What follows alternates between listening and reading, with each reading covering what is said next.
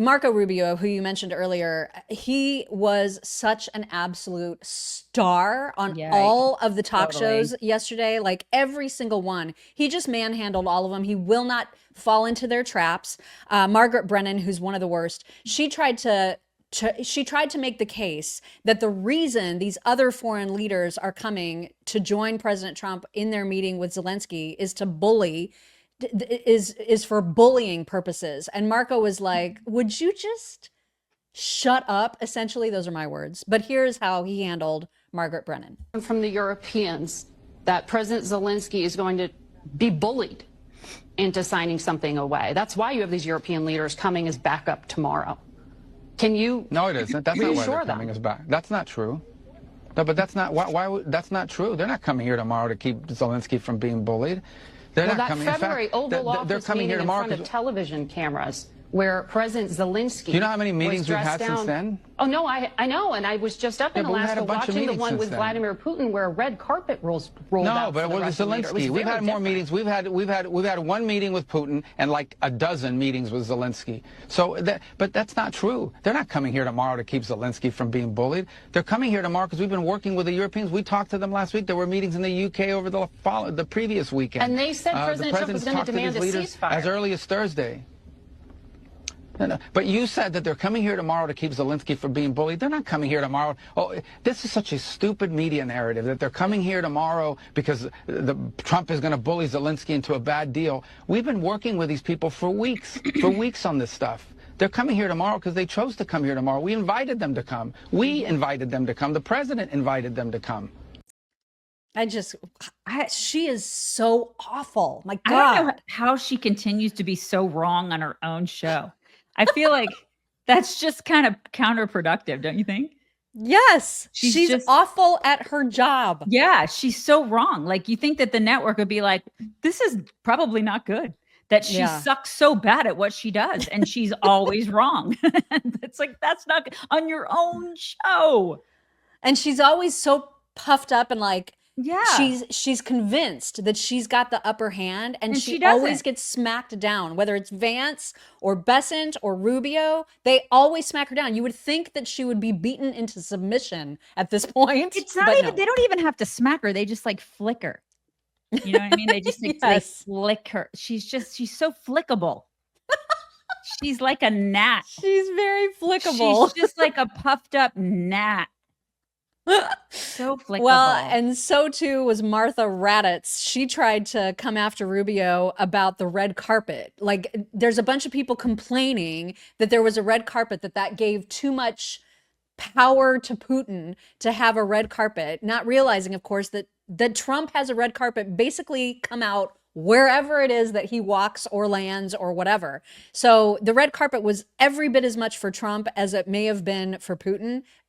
Regardless, it means nothing. But here she is trying to make it a big effing deal. President Trump will say the pomp and circumstance, the red carpet, the warm handshake, that President Trump simply lost that Putin gained there just by being on the world stage and walking down a red carpet with the president. Your reaction to that? Well, I mean, critics of President Trump are always going to find something to criticize. You don't even pay attention to it anymore. But I will tell you this, Putin is already on the world stage. He's already on the world stage. The guy's conducting a full-scale war in Ukraine. He's already on the world stage. He has the world's largest tactical nuclear arsenal in the world and the second largest strategic nuclear arsenal in the world. He's already on the world stage. When I hear people say that, oh, it elevates him. Well, all we do is talk about Putin all the time. All the media's done is talk about Putin all the time for the last 4 or 5 years. That doesn't mean he's right about the war. That doesn't mean he's justified about the war. Put all that aside. It means you're not going to have a peace agreement between Russia and Ukraine. You're not going to end a war between Russia and Ukraine without dealing with Putin. I can't believe this is a thing that they're trying to make into a thing. Yeah, it's like it.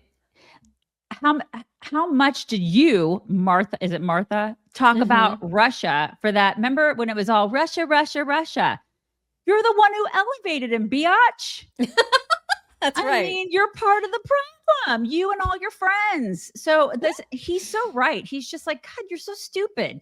Why do I have to talk to stupid people? Why? He did it all day long. Oh my God, you know, he was like, I need bourbon. after he was done at the end of the day yesterday. Seriously. God bless Oh him. my God. I know, right? And how does he do it? And it's incredible because I think that they think he's going to immediately be on the defensive, but he's so much smarter than they are. Yeah. So he ends up turning things back on them, making them look so stupid every single time. For example, continuing that conversation with Martha, she was like demanding to know essentially some of the more private aspects of the negotiations. And he's like, bitch, please, my words. Right. I wish God But would still. be great if he said that. I know. I don't care, Margaret. Bitch, please. It would be the greatest. You know what else is good is Field of Greens, especially if you do not eat enough fruits and veggies. I don't. I totally don't do either. not. I don't. I don't. And listen, Field of Greens will keep you out of the doctor's office too. I don't like going to the doctor. Same.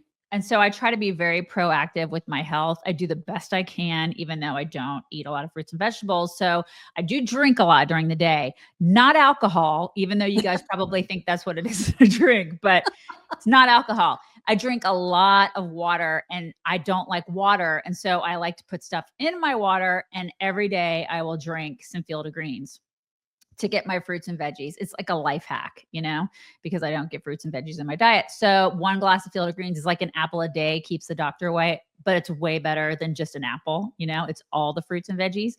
So they will give you it's a money back guarantee. You guys will give you your money back if you don't see improved health, that's tremendous and huge. Who does that, right? They're backed by real results. People who take it report better energy, improved cholesterol, stronger hair and nails. And, your doctor's going to be like, your labs look really, really good. So make it part of your day. See how much better that your life can be and feel, how much better you feel. You can get started with 20% off and free shipping. So visit fogchicks.com, use our code CHICKS. That's fogchicks.com, code CHICKS. And then don't forget the most important thing. What's the that? taste.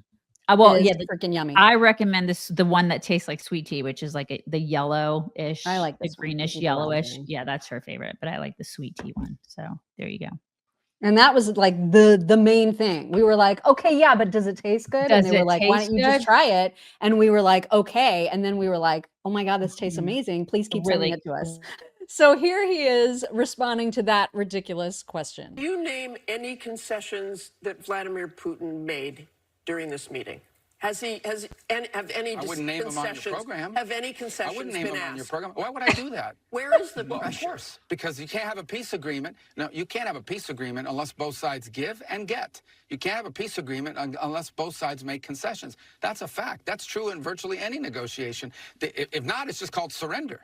And neither side is going to surrender. So both sides are going to have to make concessions. So, of course, concessions were asked. But what utility would there be of me going on a program and tell you we've wagged our finger at Putin and told him you must do this and you must do that? It's only going to make it harder and less likely that they're going to agree to these things. So these negotiations, as much as everyone would love it to be a live pay-per-view event, these discussions only work best when they are conducted privately.